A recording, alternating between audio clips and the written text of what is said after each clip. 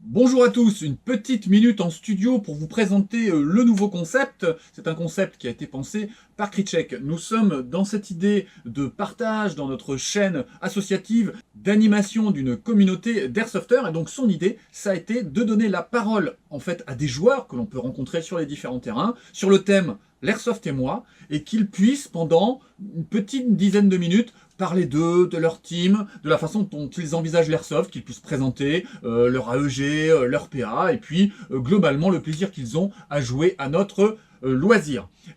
Petite précision, on a fait un tournage de 3 épisodes ce dimanche, bien sûr dans des conditions sanitaires respectueuses. Nous étions auto-testés et nous étions en extérieur. On a essayé de respecter au maximum les distances sanitaires de sécurité, de porter le masque, etc. etc. On a eu des soucis avec les prises de son à cause du vent qui s'engouffrait dans le micro de la GoPro. Donc malheureusement, le premier épisode avec Tom de la Chacal, je n'ai pas pu le mettre en ligne. Les 2 autres épisodes, le 2 et le 3 avec les fils d'Odin et l'équipe de la mort, eh bien je vais quand même les mettre en ligne par respect pour les joueurs, mais soyez indulgents, le son est vraiment problématique. Je n'en dis pas plus et on va passer tout de suite au premier épisode avec les fils d'Odin. Allez, à tout de suite. Bonjour, c'est Gorky de la Team Radva. Aujourd'hui, on se retrouve pour l'épisode 2 de la série L'Airsoft et moi, mais c'est juste après ça.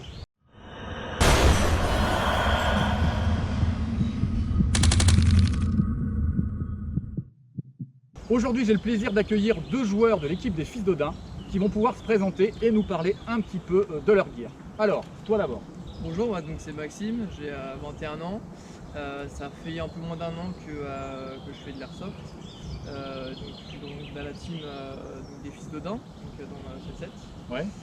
En Seine-et-Marne, donc. Seine-et-Marne, c'est ça, voilà. Donc, notre terrain il est situé à Charmentré exactement. D'accord. On y est depuis un peu moins d'un an.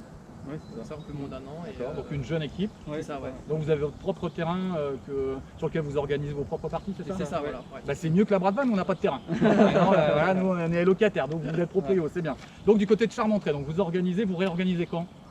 À partir du 23 mai. À partir du 23 mai, ouais. Et vous allez et de quelle façon vous communiquez sur vos parties? Vous avez un Facebook, un Insta, comment vous faites? On a le Facebook, donc avec le cercle des Fils d'Odin et la page des Fils d'Odin.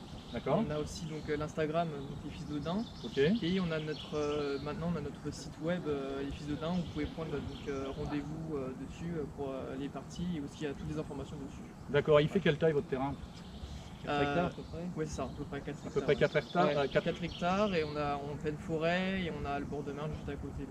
D'accord. Il y a des installations, des forts, des bâtiments? Et oui, il y a des bâtiments construits avec des palettes, avec même des petites palettes en métal aussi. D'accord. Il y a une caravane, tu Il y a des caravanes, il y a des... jouer chez eux. Et il y a surtout du dénivelé, tu descends, tu montes, tu descends avec de la gadoue partout, des cordes, une dinguerie. Je suis revenu, j'avais plus de jambes. Il y a même un espèce de bar, parce que j'ai sauté au-dessus d'un comptoir. C'est ça, c'est au niveau du village, Oui. il y a un bar. Oui, il y a un petit village, non, c'est vraiment sympa. Il n'y a pas encore à boire, physique, mais c'est sympa. Ouais. Et la safe zone, vous avez bossé un peu la safe zone? Oui, on a beaucoup bossé, on a réussi à faire un stand de tir maintenant dessus. On a une caravane aussi pour nous, pour installer notre matos à l'intérieur et nos répliques. Et dans leur matos, tout ce qui est organisation, tout ce qui est du coup pour les locations, aussi on fait des locations sur place, donc les locations de répliques, on a des HK comme ça. D'accord. On a des PA M9 aussi. Alors justement, c'est bonne transition. Est-ce que tu peux nous parler de ta réplique d'abord? Ouais, pas de problème. Donc, du coup, c'est un AK de basique, hein. C'est un Sigma, il me semble. D'accord. Il fait un peu moins d'un joule. Puis voilà. Alors pourquoi tu as choisi plutôt une AK qu'une HK416, qu'un M4 De base, je suis plus M4, mais du coup, la mienne, elle a eu un coup, donc j'ai dû prendre celle-ci. Mais comment dire, celle-ci, elle est plus dans l'action, en fait, c'est dans mon assaut, et j'aime bien être dans l'action, en fait, directement dedans. D'accord. Et alors le choix du gear, qu'est-ce qui a fait que tu as choisi ce type de tenue? C'est le camo français. D'accord. Donc je suis tout français, et puis j'aime bien ça se camoufle bien. En fait. D'accord. Bah oui, ça a été fait pour nos forêts françaises. Ouais, donc, voilà, c'est exactement ça. Effectivement, c'est un camo qui marche pas trop mal. Alors tu as un casque, c'est pour le plaisir, la sécurité? Sécurité déjà, parce que quand on se débit, c'est pas forcément du bien. Et oui aussi, ça va avec du tout avec la tenue, c'est plus stylé. D'accord. Et le PA, t'as quoi comme PA? Là c'est un M9. Un M9, il fait en semi et en auto. D'accord. Voilà, il est donc à gaz et il est en, si je dis pas de bêtises, en 21 pouces. Ok. Et alors ton style de jeu, il est plutôt porté vers l'avant, c'est la couverture, c'est plutôt quoi ton style de jeu? Du coup avec l'HK c'est plus donc couverture. D'accord. Couverture et comment dire, assaut surtout. Ouais. Et avec le M4 je suis plus dans la défense. D'accord. Ok, très bien. Est-ce que tu as des projets, toi, dans l'airsoft? Enfin, voilà, tu viens de commencer, tu te projettes un petit peu? Ouais, je pense qu'on va surtout aller sur d'autres terrains, voir d'autres confrères et puis justement être voir d'autres mondes. jouer D'où ta ensemble. présence ici. Exactement. Et, Très bien, oui, vas-y.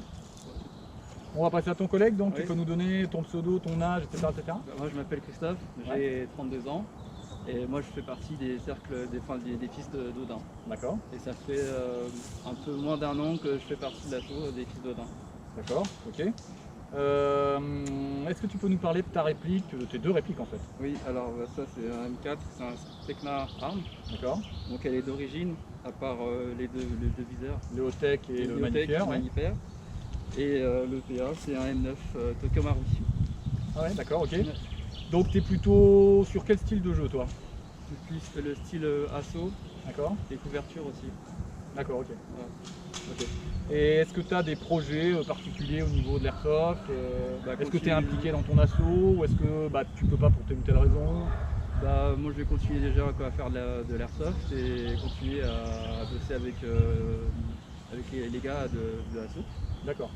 Donc il y a des sessions régulières où vous allez bricoler le terrain, c'est ça? Ouais, beaucoup d'aménagement. l'aménagement tous les week-ends. Ah ouais, d'accord. Et ceux qui peuvent, il y a des membres qui vont la semaine, parce qu'il y en a qui ne bossent pas la semaine, ils ont des jours off, donc du coup ils viennent en semaine. D'accord. Une petite dédicace? Est-ce que tu veux t'adresser, de faire une petite dédicace? Au fils dedans, voilà. D'accord. Et toi? Tous les fils de doigts qui sont pas venus, nous on est là pour représenter la team. Voilà, on est Eh là. ouais, La ils même sont lutte. là eux, ils sont là. Eh ouais. Voilà, écoutez les gars, check. On arrive à la fin de ce second épisode. Si ça vous a plu, vous likez. N'oubliez pas de vous abonner, c'est toujours plus facile quand on a de nombreux followers. C'est le fonctionnement de YouTube pour emprunter du matériel, pour donner effectivement à manger à la team et partager dans la communauté. Si ça vous plaît pas, vous mettez le pouce à l'envers. Moi, ça me gêne pas du tout, mais expliquez-nous les gars, ça nous permet de progresser tous ensemble. Et puis, si vous vous remettez en situation de partie, vous voyez, on porte les masques, on fait des autotests, on fait et on respecte les distances de sécurité en safe. N'hésitez pas progressivement à revenir sur les terrains, mais en respectant les règles. Vous savez que ça nous protège tous. Allez, au revoir. Salut. Salut.